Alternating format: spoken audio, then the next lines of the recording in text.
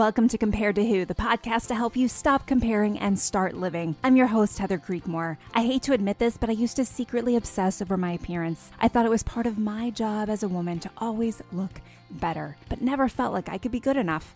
Maybe you can relate.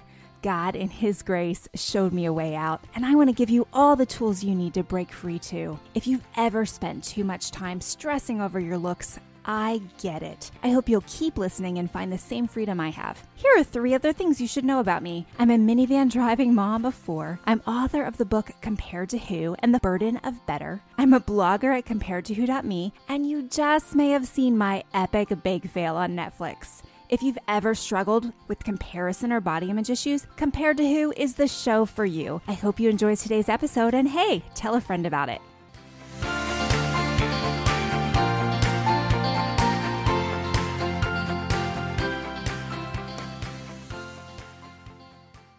Hey there, Heather Creekmore here. Thanks for listening to the Compared to Who show. I'm glad you're here today.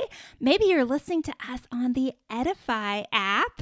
If you are, it's a great place to find podcasts that will build your faith and inspire you. And Compared to Who is so excited to now be on that app. If you don't have the app yet, search for the Edify app in the Apple Store or in the Google Play Store. Today, we've got a great show for you. We are in our new series for January, resolutions that will truly transform your life. Now, I know a lot of you have given up on resolutions. And I think for the most part, that's probably good because there's a good chance your resolutions were like my resolutions, which were how much weight I needed to lose, how many hours I needed to spend at the gym every week, what body part needed to be firmer, what healthy practice I needed to put in place so I could get clearer skin or all those things. Yeah, I know you've done it too because I did it and I have a feeling I'm not alone in this. But today and all month long, we are talking about resolutions that can truly transform your life. Some people call them spiritual disciplines, but I didn't think that was so catchy. So we're talking resolutions. And today my guest is Barb Raveling. I can tell you just a little bit about her. She's a retired homeschool mom of 4. I aspire to be a retired homeschool mom of 4. Someday I will be. It's the life. I can say it is the life. She's a Christian life coach. She's the author of 6 books and Bible studies, including Freedom from Emotional Eating and the Renewing of the Mind Project. She's also the host of the Christian Habits podcast and the Taste for Truth podcast, where she helps people break free from their strongholds and grow closer to God. Barb, thanks for being on the show today. Thank you for having me. It's great to be here. New year, new you, right? You see that everywhere. It makes me cringe. It really does. I mean, I know most people that use it mean it well, but I just feel like, I know I tried to reinvent myself almost every single year, right? I used to make a long list of goals in all categories of my life. And usually the only goals I would fulfill each year would be the recreation goals. But I'm getting better in my old age. It's hard. It's hard to stop and do things differently, isn't it? It is. And I think where we can go today is talking about how we do that. Like, how do we do things differently? And it all starts in seeing and thinking about things differently, doesn't it, Barb? Well, it does for me because I'm not a person who has a lot of just natural self-control. I mean, it seems like some people out there, I've watched other people. I think, wow, those guys are so good. They say they're going to do something and just do it. But I think even if you're listening and you are one of those types of people, first of all, I wish I were more like you, but we all have some areas of our lives that we want to change and we can't change. So it might be, letting go of a negative emotion. It might be doing a habit. There's just so many things we'd like to change, but in our own strength, we can't do it. And those are the areas of our lives where we need to renew our minds and change the way we think. So it's the only way we'll be able to do it. Yeah. So let's just start basics. Okay. Maybe someone listening today, renew your minds. Like, where does that come from? What does that even mean? Can you help us? Let's start at the beginning. What does that mean? Where does that come from? Okay, well, it's one of those things, we always hear and we think, oh, renew your mind. It kind of goes in one ear and out the other. We don't even think about what it means. But The Bible talks about in several places. Probably the most known verse is Romans 12:2, where Paul talks about being transformed by the renewing of the mind. But the renewing the mind is changing the way we think. So we start out looking at life from a cultural standpoint, or maybe we're looking at from the way, our family that we were raised in looked at it, the way our friends looked at it, the media looks like at it. So we're looking at life in all those different directions. And what we need to do is look at life from a biblical perspective.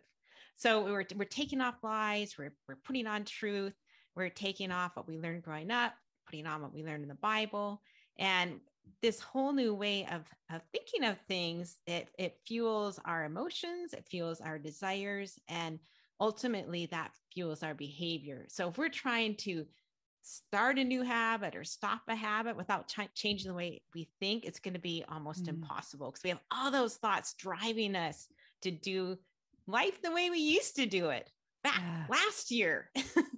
Yeah. And well, it seems like, habits are really easy to fall into, right? If we're trying to make a new habit, you put all this energy into it and it feels really hard, but there's so many habits that we just kind of naturally slip into, like maybe getting home from work and turning on the television, right? Or getting home from work and going to the kitchen and eating all the things because, and I think you actually talk about this, I saw on your blog, or maybe it was on your podcast, about like the transition time, right? And right. So there's so many of these habits that we just do that we're not planning on. So I think as we start a new year, the transforming of your mind, the renewing of your mind, it sounds like this is a way that we can be more intentional about those maybe better habits that we want to start. So how would this work, say, in terms of helping someone who maybe struggles with body image? Because I know there may be a few people around this community that have that struggle. How can renewing our minds help us as we battle body image? I love that question, because a lot of times when we think of habits, we think of habits of doing things or not doing things, but habits can also be emotional habits. And with body image, a lot of times the emotion we get into is we might, condemn ourselves, or we might be envious of other people. So some of those body image habits are emotions. And so if we wanted to change that, if we want to, let go of those negative body images, our natural reaction is to do something, right? Get on a diet, lose that weight, and then we'll look so perfect. We'll feel good about ourselves, right? Or even doing practical things that are helpful, like not spending as much time on social media, or not clicking on articles about fitness or diet, or because those can kind of contribute to the obsession of feeling like we have to look perfect. But another way we can go about it is to start a renewing of the mind project for body image. And if I were going to do a renewing the mind project for body image, I would commit to renewing my mind every time I felt bad about my body. So maybe I'm stepping on the scale and I look at the weight and I think, oh, I can't believe I weigh that much. Okay, I need to go renew my mind, because I'm condemning myself for how much I weigh. I'm defining myself by how much I weigh. Or I see something on social media, one of those super skinny, cute little people, and I'm looking in there saying, oh, I look so terrible. So then I go renew my mind. I get off the social media, I renew my mind. So basically, anytime anything happens in our lives where we're thinking, I have to have a perfectly skinny body, or I'm terrible, or people won't like me if I'm overweight, those are the times we renew our mind. And some days that might not happen the whole day, but other days, maybe it's going to happen 3 times during the day. So try and renew your mind before you go to bed, because that's when those thoughts are freshest in your mind, because we have to be able to capture those thoughts in order to change them. Right. Okay. So let's make it even more practical. You say, go renew my mind. How do I do that? Is that something I chant? Like, what do I do, Barb? Like, practically, like if I just open my Bible, chances are it's going to go to like Leviticus, and that's not going to have the right words for me. Maybe it will, but chances are Leviticus might not have anything that speaks to my struggle with the scale. what do you mean? How do we do this? Okay. Well, I love that you brought that up, because we could say whenever we read the Bible, if our minds are engaged, we're going to renew our minds. Mm-hmm. But when we're trying to conquer a habit, whether it's an emotional habit or to-do habit, we need to do specific renewing. So we need, if we're going to use the Bible to renew, we need to find a specific Bible verse that's going to help us have the right attitude. But we can also do it. I have so many different ways to renew your mind on my website, barbraveling.com. You can just look up the top tool, Renewing the Mind tools. There's lots of tools, but I'll just say a couple of them. One is I have an I Deserve a Donut app, and it has a whole emotions section. So you go into the emotions, and there's all kinds of questions that I ask you that kind of help bring out the lies we believe and change our attitudes. So that's a super easy way to renew your mind. Another thing I talk about is truth journaling. And so with truth journaling, we look at the lies we believe. We'll actually write them down. So I might write down 3 things I'm believing, then we'll write down the truth. And we can do that in a minute. But before we talk about that, I just want to talk about, there's a kind of big picture view of renewing your mind and a small picture. Okay. So big picture is, what does the culture say about body image? And what does God say? So culture says, oh, life's about being skinny. It's super duper important. What does the Bible say? Bible says, no, it really doesn't matter how you look. It matters who you are on the inside. God cares more about the inside than the outside. So we can renew our mind by just kind of lecturing to ourselves. We can walk around and talk truth to ourselves. And that'd be like free form. We could just say, hey, this is what the Bible says. This is what the world says. This podcast is part of the Edify Podcast Network. Edify is a faith-inspiring app that brings together thousands of the best Christian podcasts in one place for your listening enjoyment. Cut through the noise and grow your faith by diving into the world's top Christian podcasts today. Download the Edify app for free from the App Store or Google Play, or by going to edify.app. That's EDIFI.app.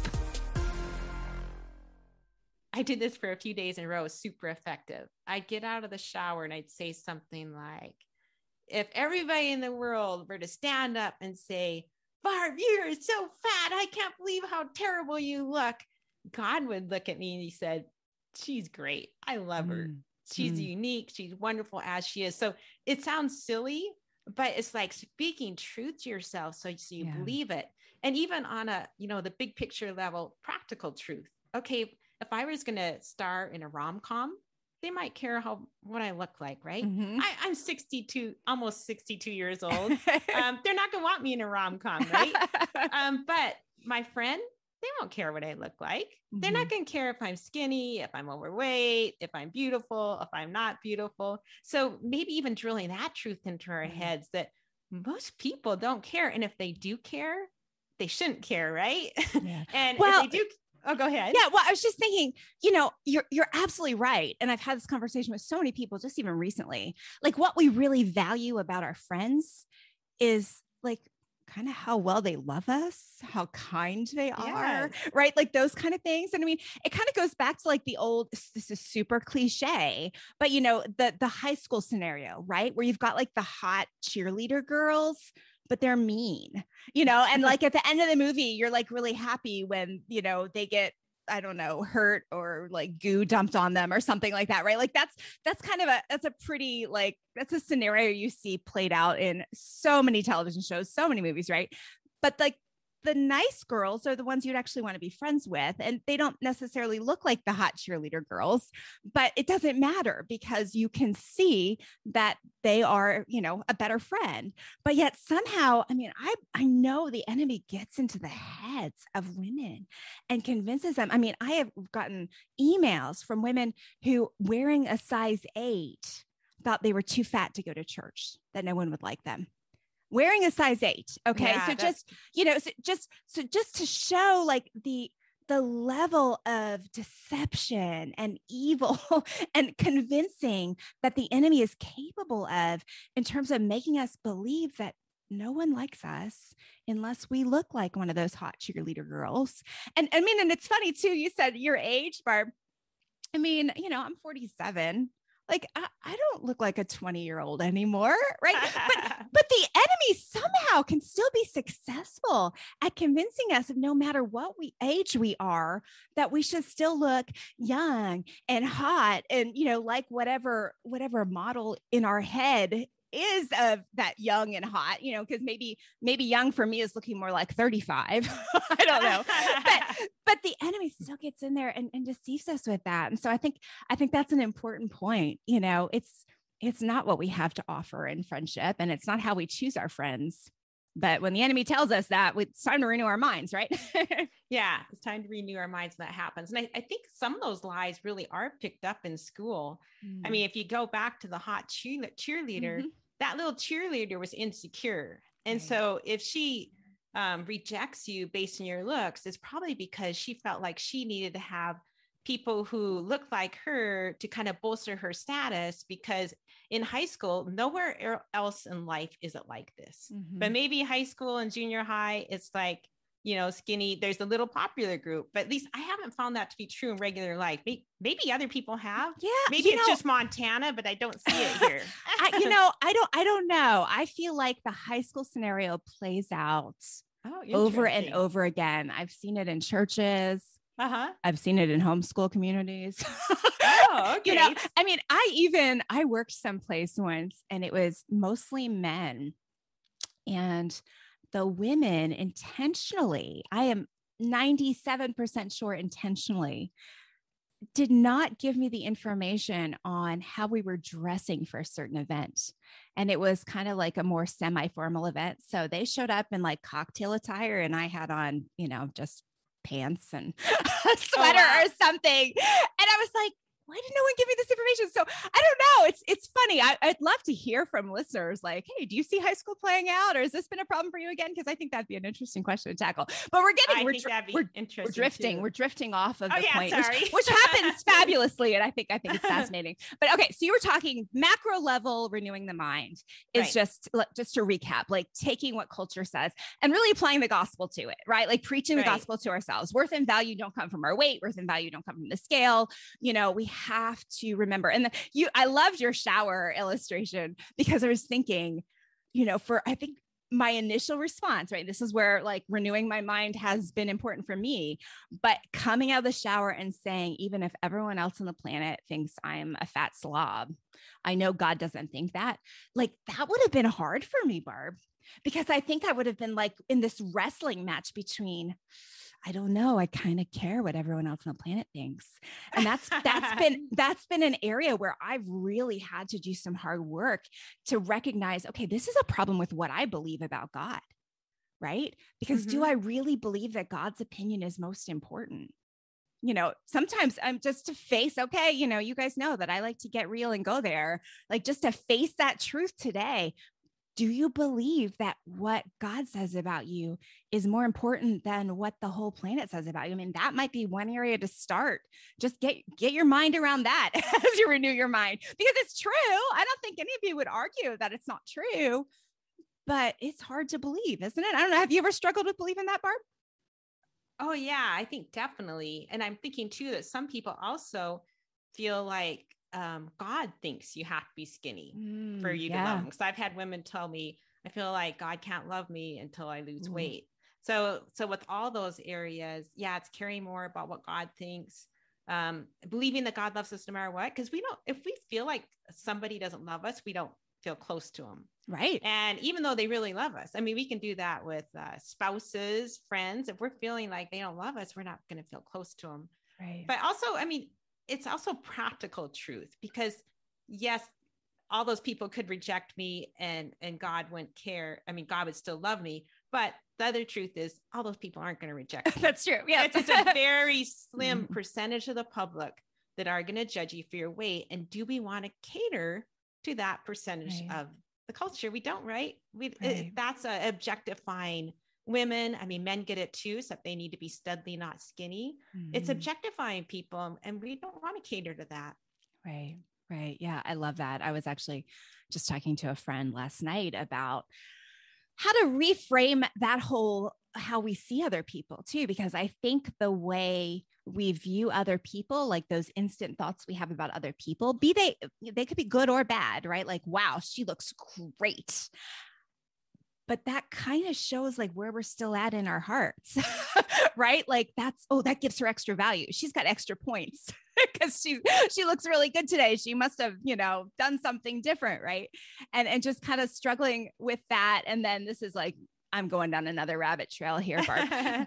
but I do a lot of writing for a pro-life organization, and thinking about this is somewhat of a pro-life issue, right? Like if we really believe that all life is valuable, right? If we're really advocating that all lives have a value, because of God, because of Christ, right?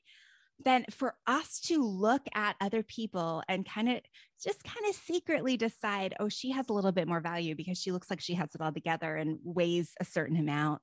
And she might not have as much value because she looks like she's struggling and doesn't weigh a certain amount.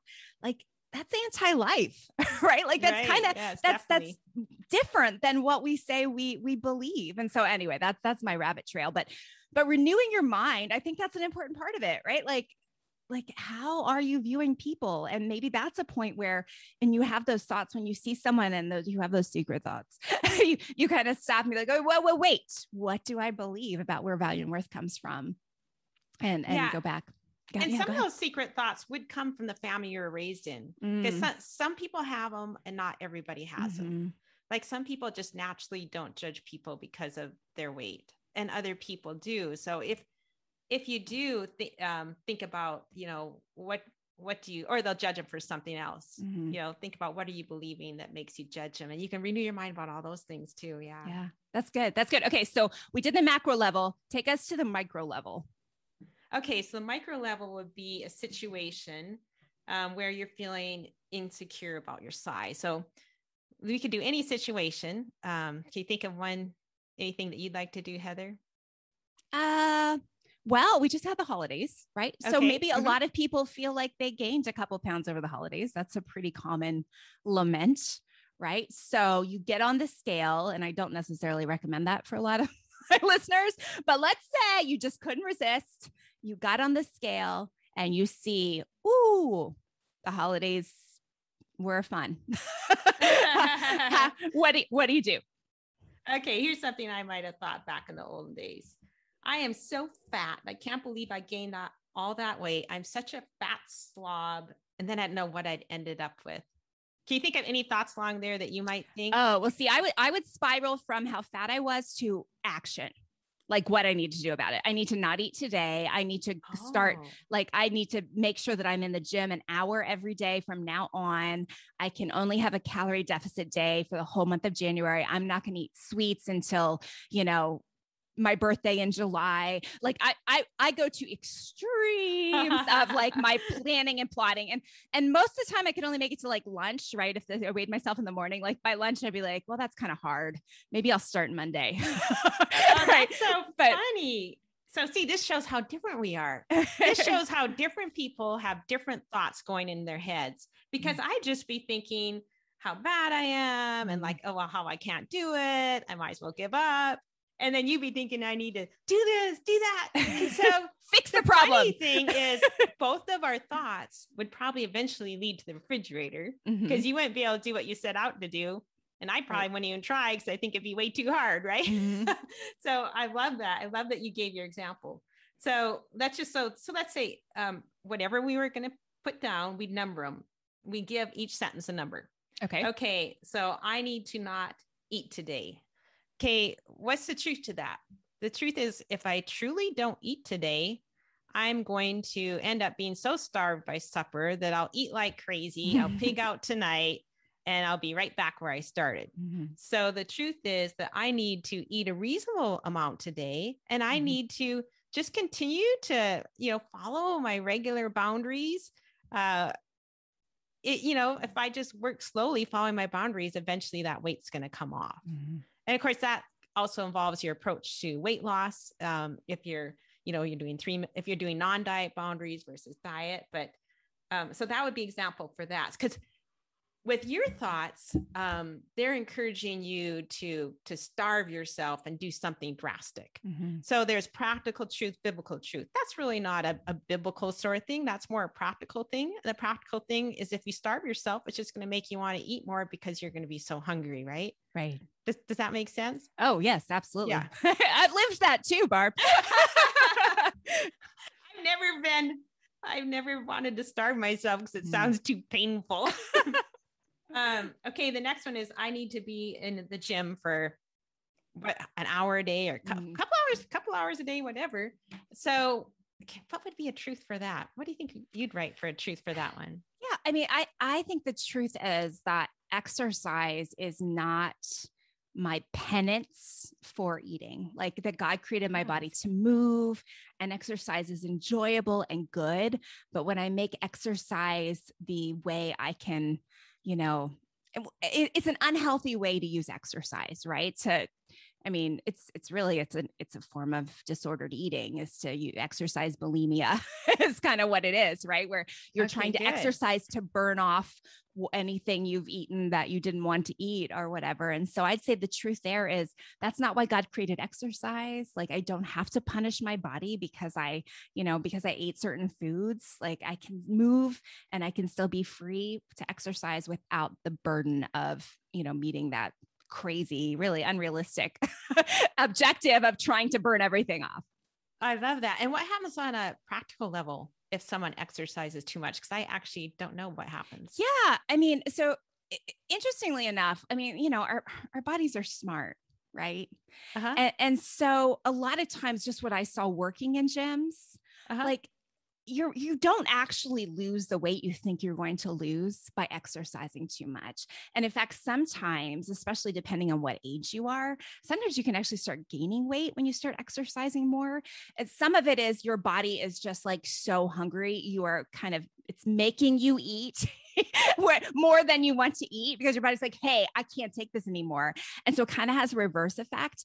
But yeah, physically overdoing it causes adrenal failure. And that was something that I faced in my life. My adrenals, when I hit my early 40s, were like, yeah, we're done. You've had fun over exercising for 25 years, but we're done now. So yeah, it has real effects. Heather here. Is the Compared to Who show blessing you? Well, then there's nothing nicer you could do for us than to leave us your 5-star review. Leave a review on Spotify, Apple, wherever you get your shows. Not sure how to do it? Go to comparedtowho.me/podcast, scroll to the bottom of the screen, and you'll find out all the information on how to leave a review. Thank you so much for considering supporting the show in this way. And hey, while you're at comparedtowho.me, take the free body image awareness quiz, download the free Walk to Lose the Weight of Comparison walking workout, or check out any of the hundreds of articles available on the site to encourage you in your journey with body image and comparison. Thanks for listening. Check it all out right after this episode, of course. Okay. So you could say all those things in the truth. Mm-hmm. The more truth you write, the better. So the lie you can write down is just be one sentence. Okay. But the more truth you write, the better. So you're going to be writing practical truth that will help you stop believing you have to go exercise for a couple hours a day. And what you said at the beginning, that would be enough because that was perfect. But you could add more truth if you wanted. Or I could say, when I start to exercise too much, it becomes compulsive and I make an idol of it. Mm-hmm. So for me, I'm way better if I make boundaries with exercise. Mm-hmm. You can't exercise more than an hour a day unless you're going to go climb a mountain or something, or go on a hike or something. And the same thing with sweets. I might say this, for me, it'd be more eating sweets. I might say, my life is better if I eat sweets either in a real small amount or not at all, because if I eat too many, I start craving them all the time. And then I eat them all the time. So see how you're kind of speaking truth to yourself, and some of it's practical, some of it's biblical. So don't worry if it's, biblical or not. If you think of a Bible verse, write it down. If you think of a scriptural principle, write it down, but sometimes it's just practical. Yeah. So either one works. And then I can't eat sweets until July. And this truth that we put for that would be different for different people. So one truth might be, realistically, I know that I will eat sweets before July. So Valentine's Day, baby. Valentine's Day. So I'm better off continuing on and eating sweets in small amounts, just getting back on track. Yeah. But if I go into starvation mode and say no sweets, then I'm going to binge on sweets. So that might be my truth. Oh, and then another truth might be, I don't need to get rid of sweets altogether to lose the several pounds I gained over Christmas. Yeah. I just need to keep eating in control. Yeah. And I'll be far better off if I just don't punish myself, but keep walking on in regular life and lose that slowly. Because if I beat myself up, I'm going to go into binge mode in punishment. So accept the fact that, I'm a few pounds overweight. What percentage of the world, well, let's just say the Western world, or let's just say America, what percentage of America gained a few pounds over the holidays? I don't know, but I'm sure 70%. I don't know. 80%. It's high. So this is normal behavior. And then the other thing I'd say is all the things that we think of doing in that situation, going to the gym, giving up sweets, starving ourselves, none of them give us the fruit of the Spirit. And self-control is the fruit of the Spirit. So if we want the fruit of the Spirit, what we need to wake up and say, you know what, I'm weak in this area of my life. I don't have as much self-control as I like. So I need to renew my mind more often. I need to renew my mind throughout the day whenever I am beating myself up for what I weigh, whenever I'm feeling like I have to be perfectly skinny, and whenever I feel like eating outside my boundaries. So that's what's really going to change us. Yeah, that's good.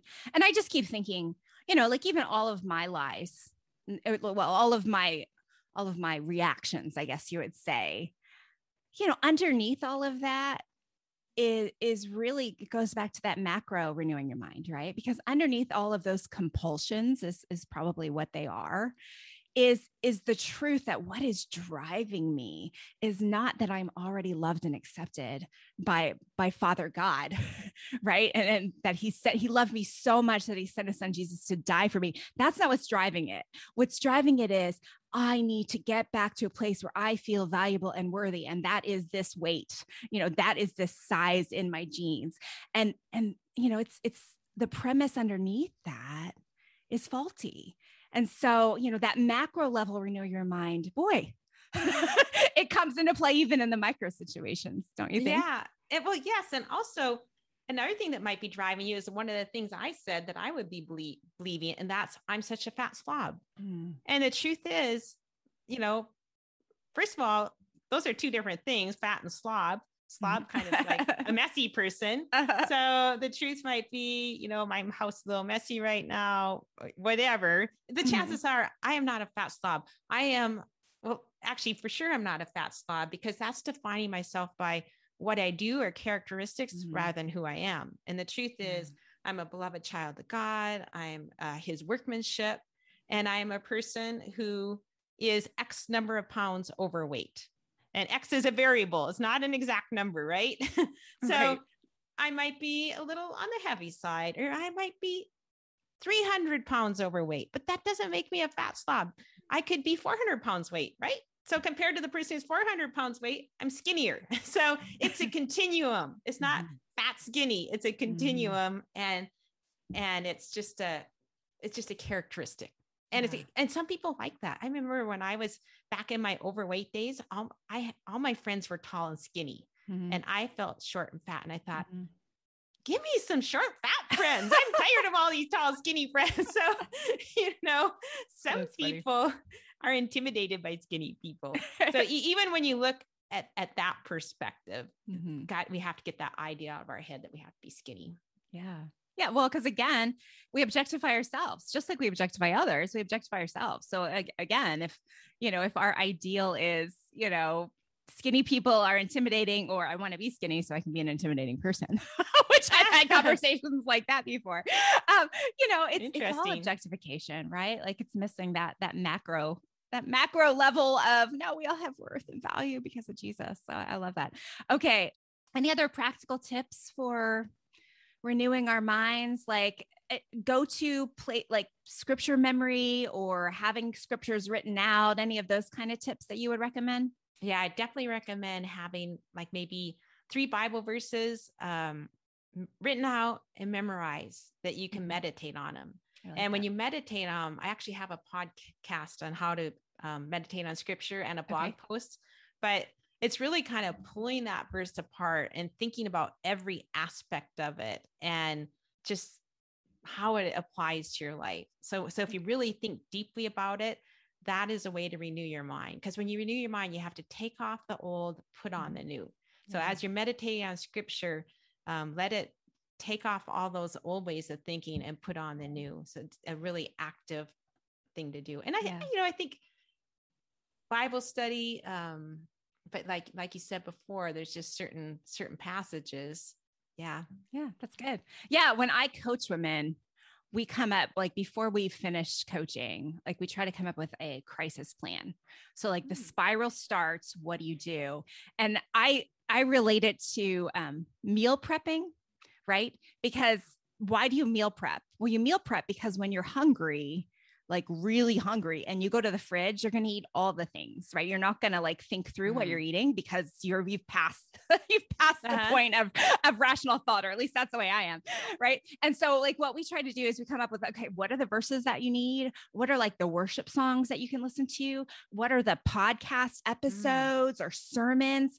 And I ask my clients to have those queued up, like ready to go. Like it doesn't take you more than 2 or 3 clicks with the finger to find those things. Because once you start spiraling, guess what? You're going to get, the spiral goes so quickly that trying to think, okay, what was that verse I liked again? Where was that? I mean, you're not going to find it. You're not going to remember the name of that song. You're not going to remember which podcast episode helped you most. So yeah, I love that. And I think that's all part of just being reasonable about our battles, right? You got to know how to fight your battles. And if you're trying to fight without weapons, you lose. Right?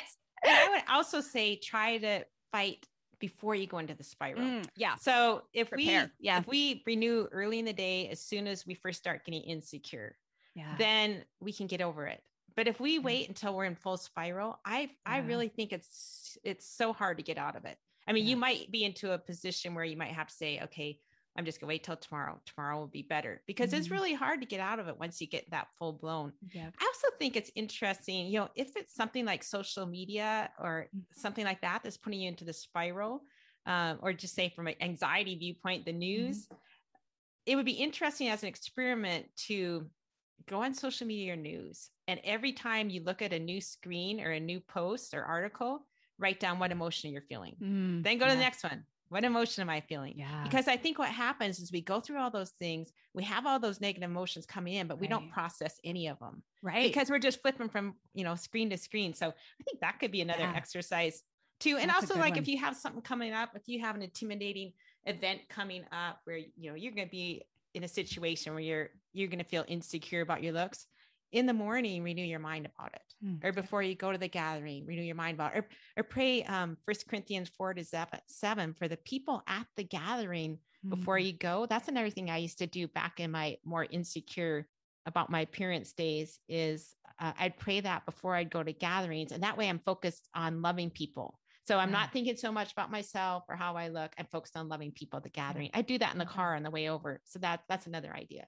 I love that. That's so good. Well, Barb, you have a brand new Bible study coming out this month on the book of James, which is one of my favorites. Can you tell us a little bit about that?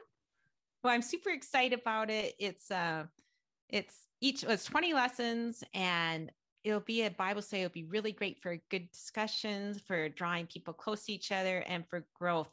Every lesson, whatever portion of scripture we're covering, I have a chance to let you apply it to something that's going on right now in your life. Like it could be a temptation, a trial, a relationship issue. So you kind of work through whatever's going on in your life with each Bible lesson. And then those are kind of interesting things too, to discuss. My son and his wife and their couple friends are doing it. So as like a young married study, I've done it with some of our couple friends, and women's groups have tried it. So it's good for personal study, for one-on-one, like discipling situations, or for groups, small groups. Yeah. I love it. That's awesome. And, if you're watching or listening today and you're just like, okay, I heard you talk about the, importance of being in the Word this year, and that should be one of my transforming resolutions. And, but Heather, I just don't know where to start. hey, check out Barb's Bible study, because I think James is a great book to start in. I mean, James is just super practical. Don't try to start in like Deuteronomy. Okay. Like James is a great place to start. So check out Barb's Bible study when it comes out this month, and maybe get some friends together. I mean, accountability, friendships, group study is super helpful if it's hard to do on your own. It's a good way to start establishing that habit. So check that out. Go ahead. The other thing too about the James study is I wrote it when I was kind of bored in my quiet time. Okay, so I was like having a hard time engaging my mind. And so I thought, I'll just ask some questions and that'll engage my mind. And I did. And I actually wrote it for myself first. So if you're a person who has a hard time making yourself do a Bible study and gets bored easily, this is another helpful one for that. Oh, that's so awesome. I'm excited. I'm excited for this. And I think if you're watching or listening today, this could be great for you. I think you'd enjoy it. Well, Barb, thanks so much for being on the show today. Can you tell everyone where they can connect with you? You can go to my website, barbraveling.com, or either my podcast, Taste for Truth, or Christian Habits podcast. Love to have you come over there. And there's lots of renewing the mind tools at my website. Awesome. I hope you guys will check it out. The links to all that will be in show notes. So Barb, thanks again for being here. Thank you for having me. It's been great to be here, Heather. And thank you for watching or for listening today. I hope something in today's episode has helped you stop comparing and start living. Compared to Who is a proud member of the Spark Media Network, now featured on the Edify podcast app. If you don't have the Edify app yet, grab it now in the Google Store, in your Apple Store. Edify is a place to find all kinds of awesome and inspirational content. Check it out today.